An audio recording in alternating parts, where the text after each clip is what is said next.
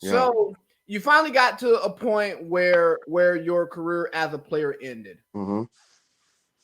Did you walk out on your own terms, or did basketball tell you it was time to pivot? That's a very good question. So what happened was I was in Saudi Arabia making a good, nice little you did. Oh, yeah, it's a good check over there. Yeah, yeah. And I didn't like it one bit. This was before they opened it up where women could drive. You couldn't go to places to meet women. And I'm a ladies' man, you know what I'm saying? I like the females, you know what I'm saying?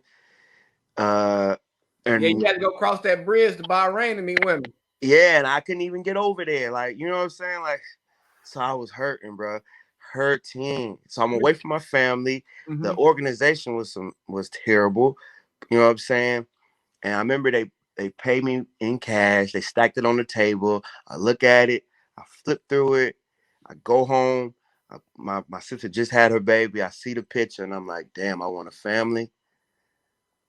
I want to be with my family. I don't know what I'm gonna do after basketball season.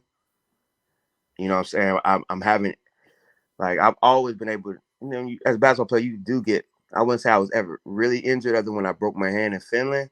Mm-hmm. But hamstrings and back. I'm like, what am I going to do 5 years from now? What am I going to do 10 years from now? Like, I need something like this. Isn't I'm not going to be able to make the NBA to be able to, you know what I'm saying? Like that's out of the question. So I got to do something different. So that's when I was like, you know what?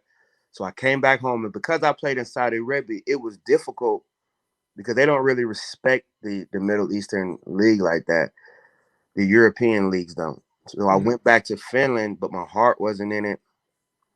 And then that's when I was like, when I retired, my agent didn't want me to retire. He said I should come back. And I was just like, nah, man, I'm gonna have to I'm running from what I need to start off anyway. You know what I'm saying? I gotta do something that's gonna change the landscape of my life. And so to answer your question, like I left on my own terms. And I just was like, then I went to a Woodland game and it was a cemetery in there. I was just like, yo, they was getting smacked. And I was like, they need some help. And then I was just like, yeah, I'm not going back over there. Man, it's interesting that you say that for so many reasons. Because for one, I would hate for you to be in Saudi, and with the way that it was back then, that's an awful life to live.